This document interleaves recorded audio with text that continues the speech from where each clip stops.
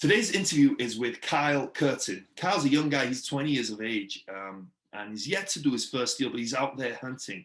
And I really enjoyed today's interview. Kyle realized from an early age that he wanted to be investing in something. He started out with stocks, then transitioned to real estate. And he talks about why he picked real estate over stocks and why he's investing in real estate now, what he's looking for. He breaks down how he analyzes deals, what he looks for, and why a house hack is a phenomenal deal for new investors. So stick around for all of that today.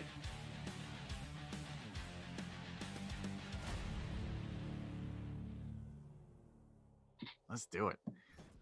Hello and welcome to Wrestling with Real Estate, where we look to chokeslam all your real estate problems. I'm your host, former WWE wrestler and now Cirque du Soleil performer, and of course, multifamily real estate investor, Barri Griffiths. Now today we're joined by Kyle Curtin. Hey, Kyle.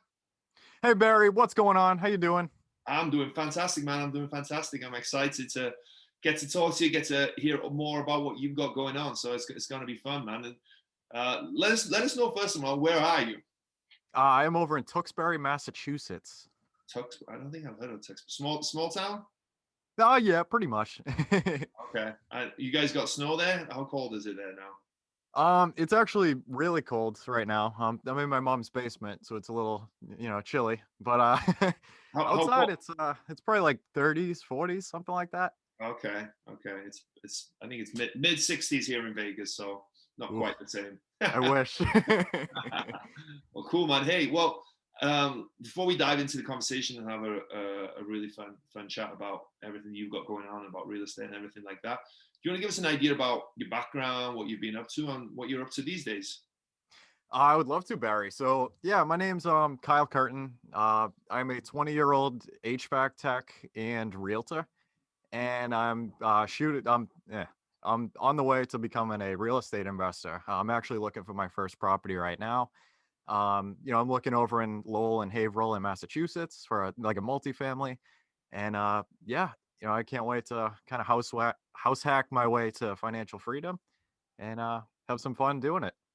Yeah, well, and the house hacking is such a great strategy, especially for someone like as young as you, right? Like 20 years of age, you buy a house a year for the next 10 years, right? You buy a fourplex, that's 40 units you've got. You know what I mean? That's just incredible. Like, and that's not that difficult, right? You don't have to be like an absolute genius to do anything like that. So that's pretty cool. What being so young, right? And I tell this story all the time to people, so people might get tired of it. But at 20, I definitely wasn't paying attention to real estate, right? I was too busy being down the pub, spending every penny I had on beer or whatnot, right? And that's the truth, unfortunately. I don't say that proudly. If I saved some of those pennies, I'd maybe a millionaire by this point, but there we go. But, being 20 and being young, right, and being interested in real estate investing is such an interesting concept to me. Where do you think that interest comes from, and why do you think, you have your head screwed on right so young as well? Where do you think that comes from? Thank you so much. But honestly, man, I got very lucky. So when I was 17, I was just bored one day and I was on my computer. And for some reason, like something told me to look up what is investing. Uh-huh. And that's a Google search that totally changed my life in a whole nother direction. And, I just started learning about like stocks and, like how this money works, while you're doing other things and how it's, compound interest and like the eighth wonder of the world and stuff, like all this crazy stuff that's blowing my mind, and that led into me buying stocks for the first time and like kind of learning about that a little bit. And then I actually, some time went by, I got my real estate license, or actually I started getting into real estate, got my license, and then I found Bigger Pockets. And, I learned all about like the house hacking and the 3.5% down, and, literally like my head exploded, man. Like it was something completely different than like the norm that everybody talks about. And it's just so crazy, man. But yeah, everything started from a single Google search. That's interesting. But do you think you had and have the entrepreneurial mindset? Do you think you have that outlook to life, to wanting to start your own business and be your own boss type of thing? I definitely do a lot more now than, when I was younger. I did, around that time too, I tried to like go to like thrift stores and stuff and like flip stuff. on like eBay. So I did all right. I made like a couple $100 or whatever, but like I couldn't stick to it. But like I had a notebook that I would write down literally like every single business idea that I had, Mm. so it wasn't in my head anymore and it was like on something tangible so I could think about something else. So I've always just had like the passion for building something. And I think I kind of found, where things are going to start to link up hopefully in the next few years. Yeah. Well, you said you started investing in stocks. Why did you why did you gravitate towards real estate then more than still doing stocks and still trying to build that portfolio? So stocks was what I first got into, and I didn't really learn about real estate until like a couple years after that. So like stocks was my big thing, like analyzing the numbers, going through the financial sheets, and I was like obsessed with it. And then I found real estate and like the power of, how leverage these investments can be. Um, like the possibilities of like, having a low down payment and stuff like that. Like all the different, I guess, like subsectors, maybe you could say, Mhm. in real estate. Like people do flipping, people do wholesaling, buy and hold. There's all kinds of different things. And one big thing that really stuck out for me was the control over your return. Mm. And what I mean when I say that is like when you buy a stock or something, like that's great. Like, you buy it, it's really passive. Like, it'll go up or down, it'll appreciate over time, hopefully. But with real estate, it's something else. Like there's a lot more control that you can have, over your return, as long as you do your due diligence and stuff. Like you can put work into a property, if it's in um, like certain type of market, like highly appreciating markets. You can rent out like multiple bedrooms and stuff to like, like single people or, families and everything. Like there's so many possibilities with real estate that I was like, all right, like 10, like, what is it? Like 6 to 8% returns in the stock market are all right. But real estate's really, kind of grabbed me by the neck and kind of put me in another direction. Yeah. No, and that's why I love real estate as well. Like, for one, I love the simplicity, right? I'm a simple guy, right? It's this, and of course, there's complexities to everything, right? But there's a simple concept in real estate, right? Obviously, like rental real estate is you buy a property, you put someone in there rent, you collect the rent, and bingo, right? No, don't get me wrong, there's way more to it than that. But I like that simple concept. It's easy to understand, right? Whereas stocks, you have to understand the valuation and where it's going and all that stuff, right? And it just Yeah, never appealed to me. And then also the control. I really like, as you mentioned there, the control, right? A lot of times in real estate, the success is down to you, right? In terms of what you do with that property, right? It's either and when I say that, it means like the property management company that you pick, right? The contractors that you pick, right? Doesn't necessarily mean that you actually doing the work, but you're in control of all of that, right? You get to pick the market, you get to pick what type of property you invest in, you get to pick the property manager, you get to pick the contractors, you get to pick the agent that you work with, right? You get to pick the wholesalers that you work with, right? You get to pick all that, so you have control. Now, obviously, with control comes time and effort, right? And that's where stocks and real estate, to some degree, differentiate, right? Because you have to put that time effort into real estate. But on the other hand, I think you get that reward for it, right? So if you're totally. if you're willing to put that time and effort in, it really it'll pay off for you. And I think something else that you kind of touched on is that real estate is that you can start with a lot less, right? Stocks, essentially, you need money. Yes, you can make money, but you need money to invest in there, right? And you can kind of use leverage a little bit in stocks, from what my very limited understanding is, but it's not as easy, right? In real Yeah. estate, as long as you're willing to go to work in real estate, you can create so much value with very little money. And actually, you can do it with no money, right? And that's a whole nother conversation. But you need money to invest in real estate. It just doesn't need to be your own. You have someone who wants to Exactly. invest with you and you want to give them a return on their investment, they can invest with you and you do all the work, and hey presto, right? You have a real estate deal. So I think all those things, for me personally, and I think it seems similar to you, is why it makes sense over stocks. So as you were looking into real estate, and it seems that now you have your first niche or idea in mind, how did you decide on what you were going to do? What, there's, like you said, there's wholesaling, tax liens, multifamily, flipping, right? All this stuff, right? What have you decided that you're going to do to start off? So it took me a little bit to kind of figure out, what I was looking for or what I was going to plan on doing for the first time. Because there was quite an information overload, when it came to like all the different like flavors of this industry that you can go into. But like in the stock market, I kind of played like more of a conservative game, so like a long-term kind of game. So I think I kind of transferred that strategy over to real estate. And I was like, oh, like I don't really want to do like a flip or something yet. I'm totally fine with holding, a house or something for a long time and, having that long-term equity and be able to use that for like down payments and stuff. So I think for the first time, I'm going to try out like a buy and hold.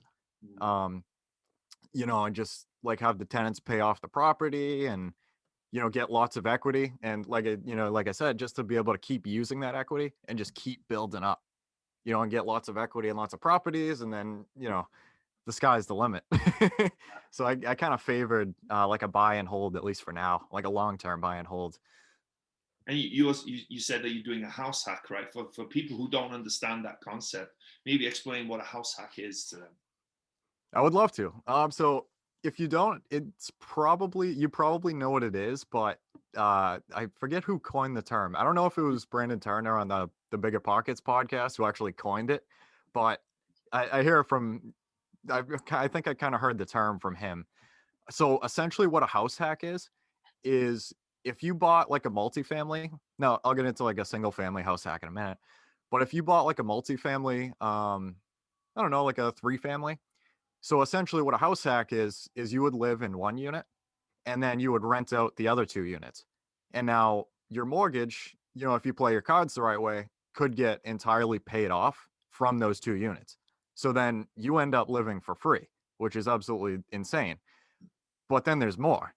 As things keep getting paid down, or as the mortgage keeps getting paid down and everything, your equity starts to build up, and potentially breaking even on a property and not paying your mortgage, which is phenomenal.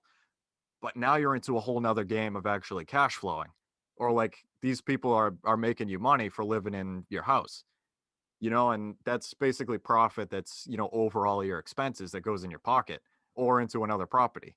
And if you wanted to, you could do it with like multifamily, single families. A lot of people think it's just kind of multifamilies, but with the single family, if you have a house with a lot of bedrooms, then you could rent it out by the bedroom.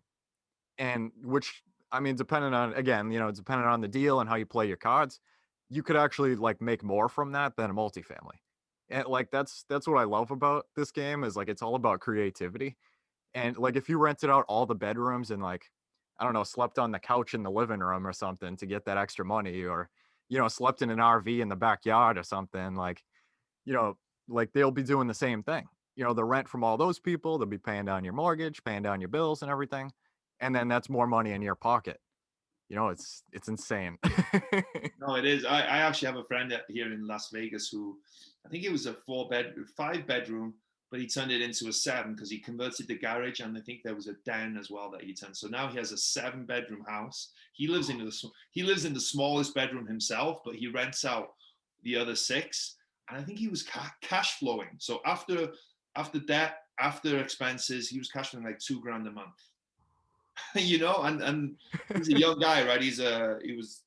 I don't think he lives there anymore, but he was 26 at the time. So, doesn't have a girlfriend, doesn't have kids, doesn't have, any responsibility. So you can kind of live that life, right? So you cash flowing. And like you said, everyone else, so he's making 2 grand a month on that property, right? That he's bought, the property's appreciating, is going up in value.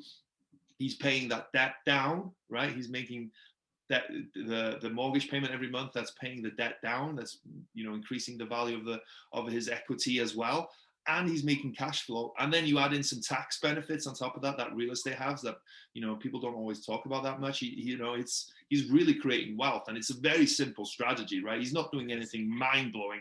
He has a house that has 7 bedrooms, he lives in one, and then he rents out the other 6. Now it's not ideal living circumstances, I would say, but if you're willing to do that, right, and sacrifice a little bit, you can really get ahead in this game. And then if you're not, like you mentioned, if that's not for you, you can do a multifamily one, right? And you can buy a property that has 3 or even 2 units, right? 2, 3, or 4 units. You live in one, and then you rent out the other ones. You're getting that money coming in again. That's hopefully covering your mortgage, and even maybe making you some money. Meanwhile, you're living there at the same time. So it's a phenomenal strategy. There's no doubt about it. I think it's becoming more and more popular, I think, as well. Now more and more people are becoming aware of it.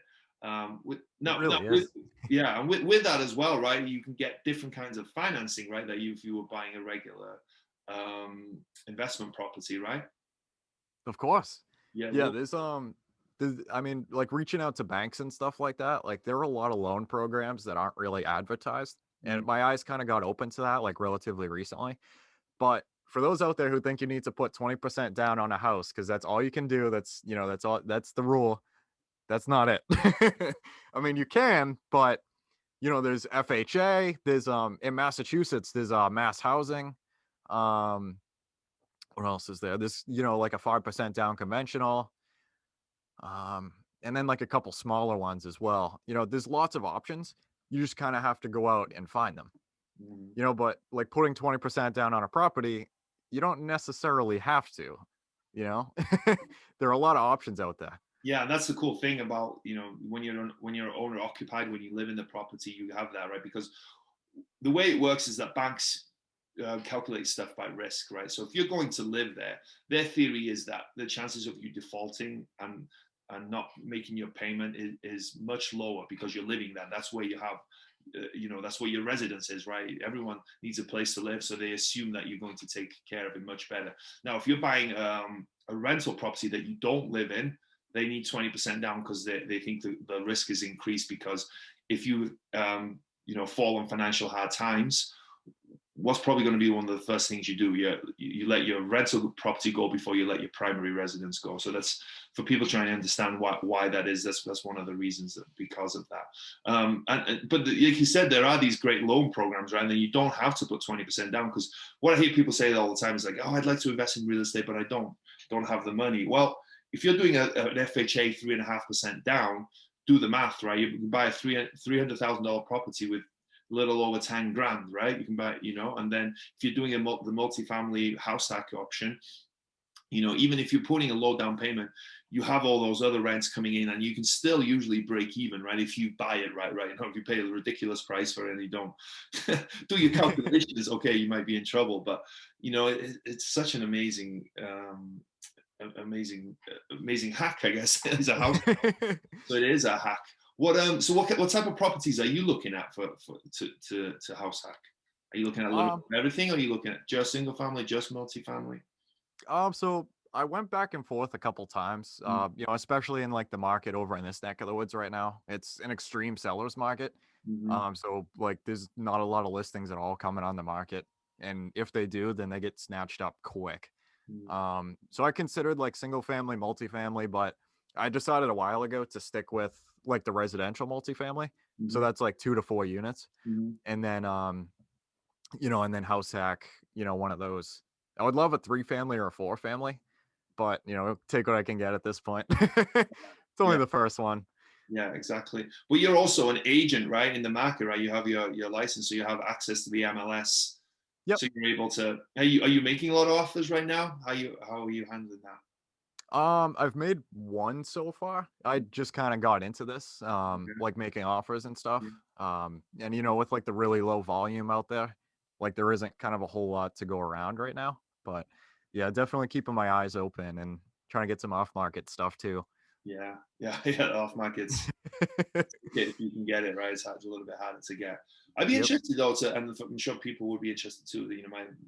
That they've never heard this concept before and never really been aware of is how do you analyze? I'm sure you've been analyzing some deals. How do you analyze a multifamily house hack? So I usually use there's a bigger pockets calculator Mm, that's absolutely phenomenal. But I'm actually making my own right now too on Excel to try to get a little bit more information from it. But usually there's a lot of stuff that's kind of like rules of thumb, like around this neck of the woods. And then like if it claims to cash flow really good, then we have some serious numbers to get. Um, but yeah, like as like rents go and stuff, I use oh, what's the site? rent on It's it? it's HUD. It's Okay. like the official like fair market rents. It's actually They have rents for every state in the country, I believe, up to 2021. So I usually use those for, like the market that I'm in, as well as like Section 8 rents as well, to kind of see like both sides of the spectrum. But yeah, so I usually use something like that. And then, like taxes and stuff, you'll get off the MLS. What else is there? So let's use an example. Say you're looking at one property and it's priced, say, at 300,000. What do you look at? What calculations are you trying to make? Obviously, you're using the calculator or the spreadsheet that you've created there, but for people to understand what inputs are you putting in, what kind of numbers, because not everyone is aware also that whatever your rent is minus your mortgage isn't your cash flow, right? Most people don't understand that. So what kind of numbers are you playing with, and how are you kind of allowing for expenses and stuff? Of course, Barry, you're totally right. So basically, your rent coming in, isn't just minus your mortgage. There's a lot more to it than If that. only, right? I know that would be awesome. Yeah. But so I mean, like to play a more conservative game, which a lot of people do, and you totally should, because there are going to be repairs and stuff that come up on you all of a sudden, and if you're not ready for those, then you could kind of be caught with your pants down, and like that could set you back pretty far. So there's a couple different things that you should kind of account for. So repairs and maintenance, that's like general repairs to the property and stuff. There's capital expenditures, which is like really big stuff. Like a roof or like an HVAC system. Like accounting for really big things that could just hit you all of a sudden. Yeah. What else is there? Vacancy. So how often like units are vacant in the area. I want to say there's one more, I believe. Pretty sure there's one more. But anyway, so like usually the way I kind of do it is like on the calculator, they'll use like a percentage of like the rents that you get. So I usually play it pretty conservative. Like 10% for like capital expenditures is fair, but usually those are kind of like the rules of thumb, like at least kind of the way that I do it. Mhm. And then like once you walk through the property, whether it's a showing or an open house, then you can kind of judge a little bit better on, what kind of condition it's in. So like if the roof looks like it like really needs to go, then maybe jack up like your capital expenditures a little bit and like put a little bit more away towards that roof, like right off the bat. Or, if the roof is brand new and like the HVAC's all right, maybe you can tone it down a little bit. Um, but yeah, so I like to play a lot more of a conservative game.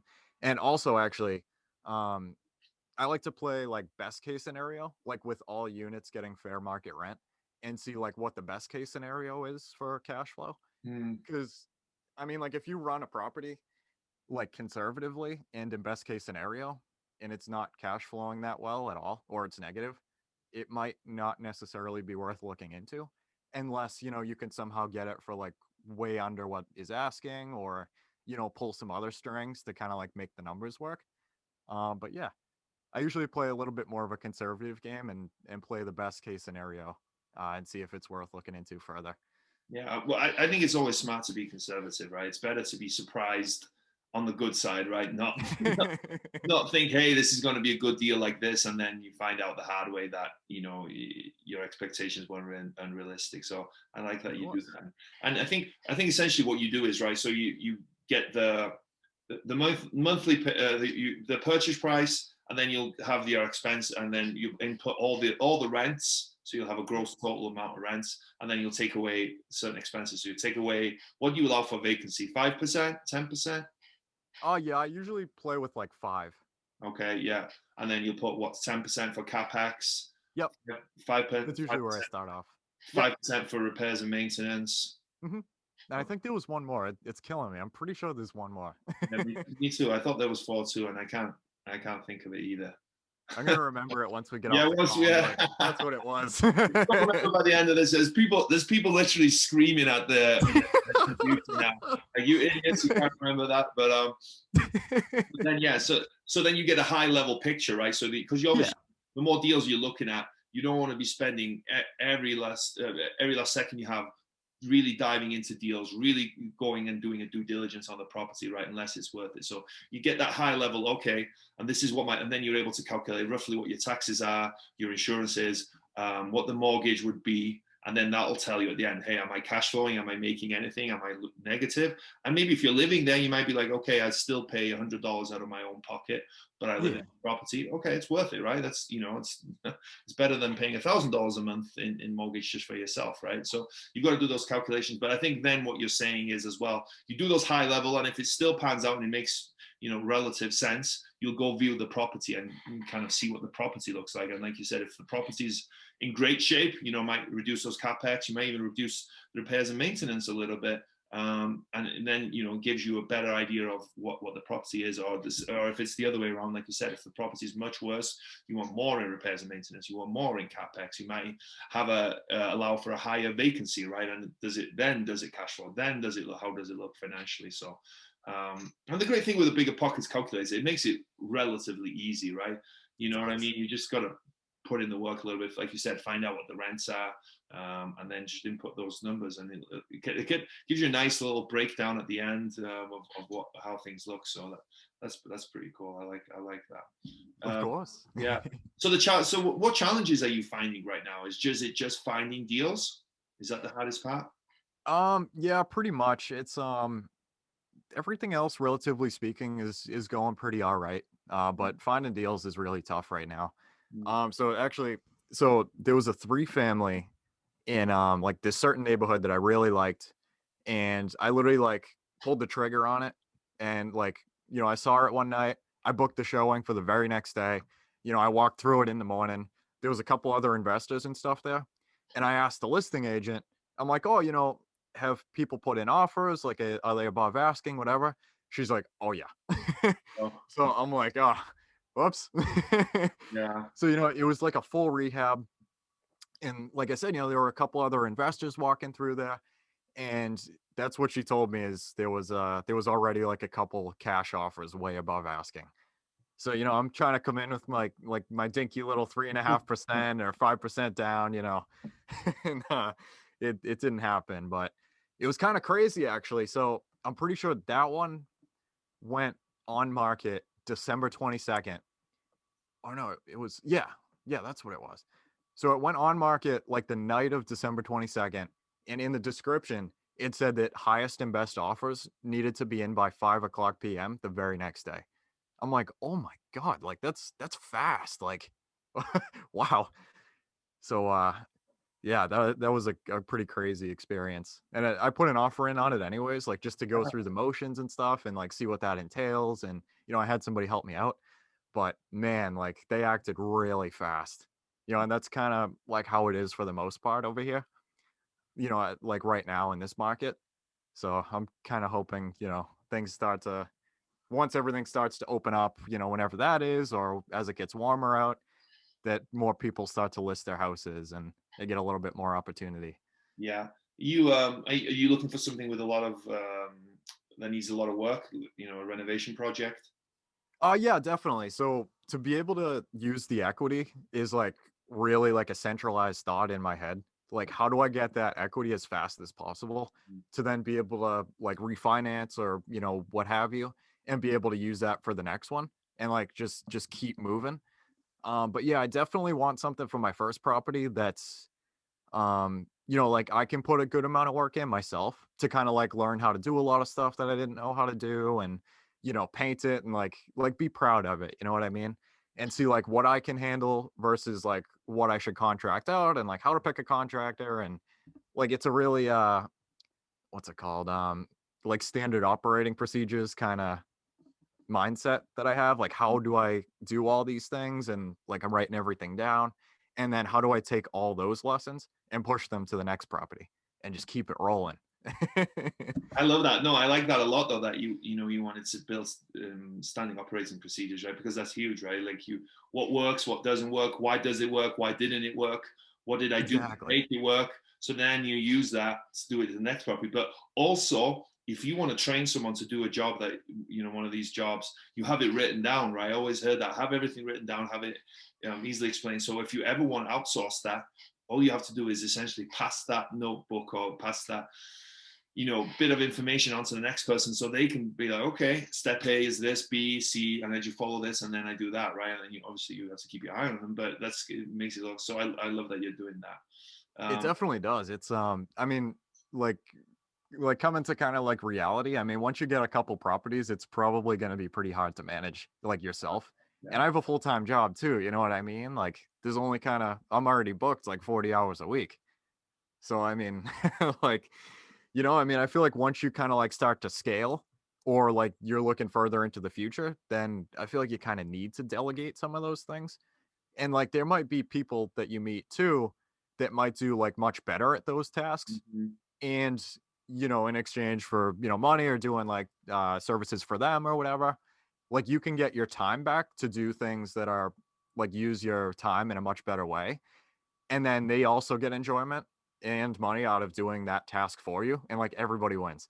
I'm obsessed with that kind of Man, thing. that's brilliant. No, honestly, like the fact that you've realized that now, such a young age, is so huge, because that, it just gives you that freedom to scale once you understand that concept, right? And also, like you said, right, if they enjoy doing that, right, you think they're going to do it better than someone who doesn't enjoy doing it? If it's something you like doing versus someone who's just thought, oh God, I got to do this, or whatever it is. Let's say painting. Someone enjoys painting, right? And you hate painting. Who's going to do a better job? The Right? painter. Of course, exactly. And like you said, you exchange money for that time, but it's worth it, right? Because hopefully then you free yourself up to do something else, right? And it's always that comparison, right? How much does that job cost to do, right? Of $20 an hour course. for painting. I don't know. I'm making numbers. I have no idea, right? But let's use that example. $20 an hour for someone to paint, right? Well, what in that hour, can you do something that's worth more than that $28 an hour, right? Can you find another deal? Can you find maybe private capital that wants to invest with you in another deal, right? Can you find contractors for the next job, right? Is that worth more than the $20 an hour that you're paying someone else to do it? And once you realize that concept, that usually it is, because you want to focus on the high ticket items, right? Finding new deals, whatever, if you find a new deal, you can make thousands right initially, right away, right? So you got to figure out where's your time best spent, because we only have a certain number of time. You can't do it all, right? Exactly. You can't be putting in flooring. You can't be fixing the roof. You can't be painting, right? And finding deals, right, out there, analyze, like you said, because as we talk through the process of analyzing deals, it's not a case of you see one deal and then bang, it is, right? It's probably 10 deals before you make one offer, right? At least, right? So Exactly. Yeah. that's time consuming, but that's the items that you want to be doing, because those are the ones that's going to build your wealth and make you more money, I think. Totally. Yeah. So with financing and FHA, right? Was it being younger and I don't know. I'm guessing you have a work history, right? Probably you've been working for 2 years. Did you find any challenges at all with getting a pre-approval on getting certain banks to want a loan with you? Really funny story about that. And this is something that I was having a conversation with somebody one night, and he totally blew my mind. And it was insane. So I started working at the place that I work at now in August of 2020. Yeah, I think. But anyways, so I figured, I came up on, or no, it was August of 19. I'm sorry. Okay. So when I was thinking of, like looking into like how to get pre-approved and stuff like that, I hadn't even made it to my current job like a year yet, or I think like I just crossed a year. Like it was right around that time. And I was mad because I was like, oh, all these lenders say that you need 2 years of work experience. And, I'm going to have to wait a whole nother year. And like, that's such a long time. But that had that eh. I had that. I'm getting tongue tied over here. I I had that mentality until I was talking to this one guy, and his name's Nate Swift. Nate, you know who you are, man. And I was talking to him one night, over Instagram when like I was just out to eat with a couple of my buddies, and I was telling him my situation, and he's like, "Bro, you're ready." I'm like, "What are you talking about?" I'm like, "I just worked at my company for 1 year." But what I neglected to mention here was, so right after I got out of high school, I worked with this one company for a while, and I decided to make a change, and I went to community college for a year for entrepreneurship. And I hated it because it was too regulated. And, I was like, screw it. I'm just going to go have fun and try things myself, but whatever. So I didn't end up liking school either. And then I got the job that I currently have. So I did 1 full year of school and I had 1 year of work. Now, what I didn't know was that lenders really want to see, like kids out of college to be able to get financing and to be able to get them into houses fast. So what he told me is like, bro, you're ready. And I'm like, what are you talking about, man? I'm like, I have a whole nother year. And he's like, no, no, no. Like, you don't understand. Like, go get pre-approved. I'm like, but how come? I'm like, I don't have a year. He's like, it doesn't matter because your year of school usually counts as a year of income. Mm. Like it substitutes for like another year of work history. And I was like, all right, I don't know what's going to happen, but I'll give it a shot. So I reached out to, one of my friends, she's another agent, and, the lender that her and her team use. And I had him pre-approve me, and he literally like pre-approved me with that. Like I told him my situation and everything. And he told me, most of the time that when you have 1 year of college experience and 1 year of work history, then that counts as 2 years. So that was like a huge game changer for me, man. Like, but yeah, that's definitely something, you can do. So like to anybody out there who's, might be in the same boat, try talking to a lender. Even like if you're not like ready to buy a house yet, like talk to a lender and see where you need to be and what you need to do to get financing from them. And if they, don't like, whatever, go find another lender. And it was something that isn't talked about that often, that like I'm glad I can preach from experience, you know what I mean? Like to tell all these people that you can do something like that. It's not cut and dry that you need those 2 years, 2 complete years of work history. And it's insane. Man, that's why I love doing this show, for like something like that to come out, right? Because that's huge, right? That can be huge, and it doesn't need to be for like you're 20 years of age, but it could apply to a 25-year-old, right? They Exactly. could have just been to community college and worked a year or whatever, right? They were trying to change their life around or whatever. So that's so huge. Like that's what I love about it. Do you know what I also like about that is that it just goes to show that you can never believe what one person tells you, right? So many people would probably told you need 2 years of work history, right? And you thought that Yep. and believe that. But like you said there, just go talk to a bank. Even if you have 2 months of work history, right? Go talk to them, right? The sooner you have that conversation and have that understanding of, like you said there, and it's so true, of what do you need to do? What do you need to be a good borrower, right? From a lender's standpoint, what do they look for? What do I need to do to get that loan, right? Because essentially that's what you need to do, right? You need to get that loan and you need to understand what they want, right? Doesn't matter Yep. what you want. If you figure out what they want and give it to them, whatever that Perfect. looks like, give it to them, then your chances is increase massively. And just like you said there as well, I'm a big component of that. Don't take the first no. Don't take the second no. Never. Don't take the third no. Let 10 people, 20 people tell you no. Then maybe consider thinking about something else. But until that Exactly. point, because what it is a lot of these lenders have certain boxes that they go to, and also people pretend that they know more than they do sometimes, right? I found that Often. yeah, so many of them unfortunately pretend to know that they don't want to say no, I don't know. They say no, you can't do that because I don't understand, and I just say no because I don't understand. And I feel like that happens a lot, right? And just because they're Totally. misinformed or they don't know and they have an ego sometimes. So don't take that first no. Let 10 people tell you no, and then consider, okay, this isn't going to work, and then figure out how to make it work, right? Because there's always a way to make it work, right? If it's not with a lender, maybe you get hard money loans or whatever. There's always a way to make it work. Always, always, always. So Of yeah, course. And to your point, actually, not to kind of stray off in a whole nother direction, yeah. but like be careful who you get advice from. Oh my God, yeah. Because, like you just mentioned, there are a lot of people that are going to doubt you, that don't want you to do crazy things. Like you might feel like you're totally on your own. And sometimes you might be, but if you go to the right places to get the right information from the right people, oftentimes like people that have done what you want to do and more, because there are a lot of people that want to talk to you, whether you have 0 units, I don't even have a house yet, and I love talking to people like yourself, and like, it's a lot of fun just to get information, learn each other's stories. But like you might not get the right information. Like I forget what the phrase is. Is it like get the something from the horse's mouth? Like get the Oh right information. yeah, yeah, Whatever yeah, that yeah, phrase is. yeah, But yeah. go straight to the source to get your information. Don't necessarily and it's kind of tough too. And I don't want it to sound the wrong way, but sometimes like your friends and like your parents and stuff, like they're going to tell you a certain thing, Hmm. but you might not necessarily want to follow that advice. Now, obviously take that with a grain of salt. All these people love you and everything and like want the best for you, but that might not be the end of, that conversation. I mean, like somebody might, whether it's like, your mom or, your aunt or like one of your best friends or something, they might not actually know that you only need 1 year of work experience if you went to school, or, whether it's more or whether it's less, whatever the situation is, that you can get bank financing. So they might tell you, oh, no, I know somebody who needed 2 years, like his lender shut him down. No, no, no.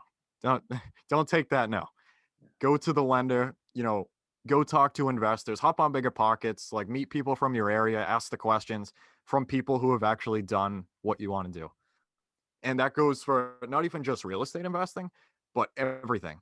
Like, I don't know, I'm trying to think of an example. Like if somebody started like, you know, a company or something, and you wanted to do something similar to them, but like you weren't really sure, what kind of insurance you needed or something. Like a lot of people just stop there and call it quits. Hmm. But if you go to that person, you even better, you go to that insurance company or, whatever, ask people online, what have you, you'll get the information straight from the horse's mouth. And if, they tell you no, ask why. Now, you hear that a lot on the Bigger Pockets podcast from David Green, that you get much further when you get a no if you ask why. Mm. And, like you just mentioned, if a lender tells you no, ask why. Figure out what he needs to, play or to give you a conservative, or let me reword that, to make a conservative, um, what's the word?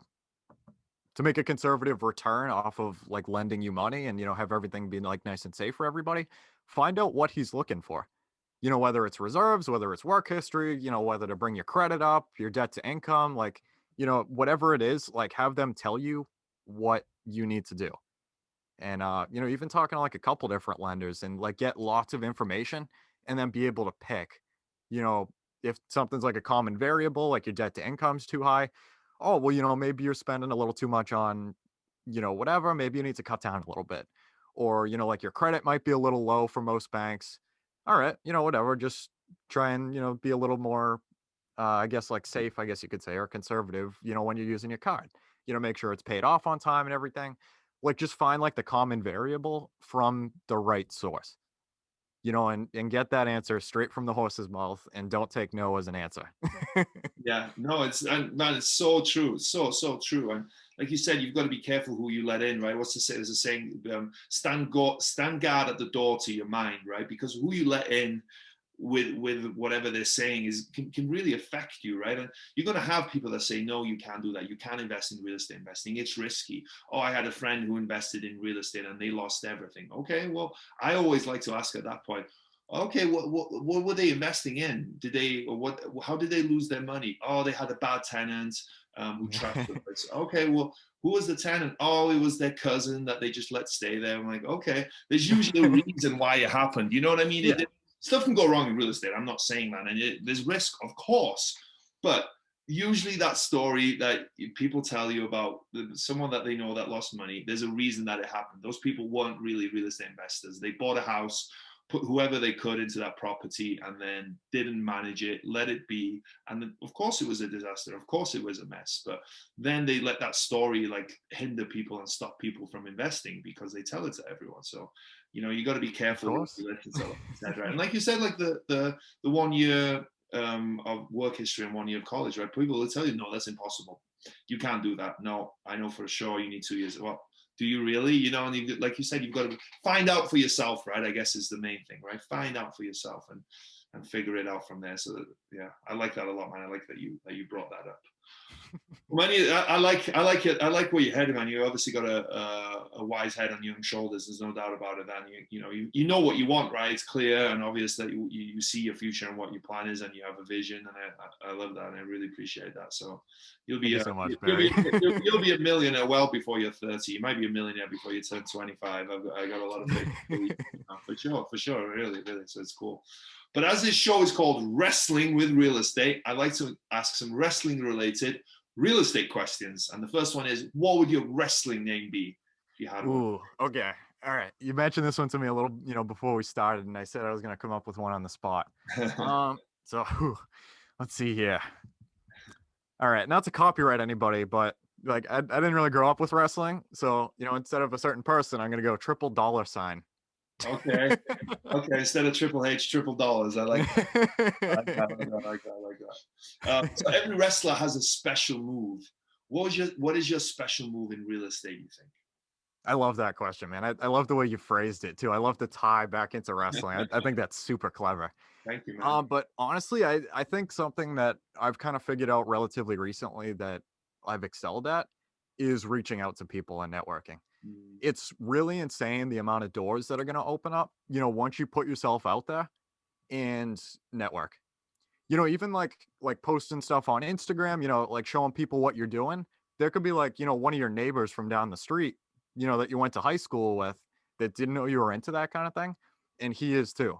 So now all of a sudden, because you put yourself out there, he's reaching out to you. You guys are having a conversation, and the sky is the limit, man. It's happened a couple times. Like you don't know who you're gonna meet, if you just put yourself out there. And of course you're gonna get crap, from some people, whatever, but that's part of the fun, So yeah, just putting yourself out there and having a conversation with literally everybody you meet, whether they're in like the real estate field or, a whole nother field, just talk to everybody. And there was a guy I was talking to on my podcast actually recently, and he mentioned to me something that really blew my mind. And that's like, networking in like other activities than what you're actually interested in. So like myself, I like to do like a lot of real estate meetups, stuff like that. But he told me, he's like, oh, if you branch out to like, like nonprofits, if you're into that kind of thing, or doing like runs, like whatever your thing is, I guess you could say, and just talk to people and tell them what you do. You never know who you're gonna meet outside of like what you think that you'll find people in. Yeah. Like just let people know, like what you do everywhere. Just like try to know everybody, and just be a good person, be genuine. And it's also, it doesn't matter how old you are. I really want to stress that quite a bit. It's, people really want to talk to you, whether you have, a bajillion units or you have none. As long as you have like a desire to do great things and are willing to execute, and, like you're really genuine and like want to hear people's stories and help them out, the world is your oyster, man. It is, and man, you hit the nail on the head. Like you just never know, right? When you speak to people, where that can lead, right? It could be a person that has a property for sale and it's a mess and they just want to get rid of it, or they have a brother who wants to invest in real estate and they have all this capital, but they don't want to be active. Like you never ever know, right? But one thing you do know is if you don't put yourself out there, if you don't have these conversations, you pretty much know what's going to happen then, right? Nothing, right? But if you just put yourself out there, you never ever know. And you hear it all the time on podcasts. It's a relationship business, blah blah blah. Net worth is your network is your net worth, blah blah blah. But it's so true. It's said so many times because it's true. Like I've felt it myself, just even having a podcast, just having relationships with people and networking with people, it just opens so many doors. It's incredible. So yeah, I love that. That's a great skill to have. What's been the biggest body slam you've taken in your Ooh, okay, all right. So I learned a really big lesson that I'm glad I learned really early. So when I first started getting into stocks, I hadn't really like known a whole lot about it. And I actually bought I don't know if I can like disclose like the kind of stocks that I bought, because it's legal in some places and not legal in others, if you catch my drift. Yeah. But so I bought a stock, I bought some stocks in this Canadian company, and I didn't really know 100% what I was doing at all. A couple numbers looked good to me, so I'm like, all right, let's do it, let's jump in. So I probably put in like, I don't know, like a couple $100 or whatever into it. And, I'd check, my Fidelity app every single day because I was obsessed. Like, oh, I just went up 10 cents. Let's go. And, getting that rush. And then one day when I was working at, the HVAC company that I was at when I was in high school, we were at break one day and I decided to open up my phone and I had made $100 in like 3 hours from this one stock. And me being completely new into this, and I like seeing like 20-cent returns a day or whatever. This blew my socks off, man. But what the fun part was this didn't last that long. So probably like a couple days later, all of a sudden I just lost like over $100. And what the body slam was I reacted. I decided to panic sell, and I was like, oh no, I need to get out of this before it goes to zero. I made a huge mistake. So, well, I mean, like relatively speaking, it was only $100, 100, like a little under $100, but Yeah. yeah, to take, a slam like that and like be brand new, that one hit me pretty hard. But from that, I learned that kind of like the only way that you get a loss, in my opinion at least, is if you sell it. Mhm. I feel like that kind of locks in your loss. Like that's it. Like there's no chance of it going up. Like you don't have it anymore. So I kind of learned that, and I'm really glad that I learned that early, especially, getting into real estate and stuff. So Yeah, well, that one was that's a good, interesting. and that's a good thing about real estate, right? If you figure out how you can keep hold of a property, right? So if you have long-term debt, if you have some reserves, if you have cash flow, if the valuation of that property goes up and down, you can ride out that storm, right? The only time that affects you is if you have to sell, right?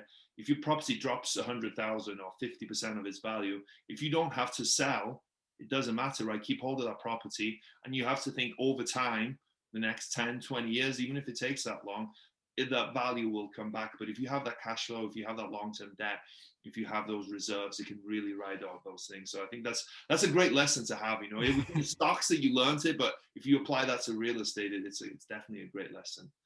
So Definitely. what? I mean, oh, Go ahead. sorry. I didn't need to cut you off. What were you going to say? Sorry, man. That's all right. I just wanted to say, I kind of learned from that like about markets and that they're cyclical. I mean, it's like a pendulum, they go down and they go up. So if you lock in your loss when you're at the bottom, is there a chance of it going back up and you coming back? No.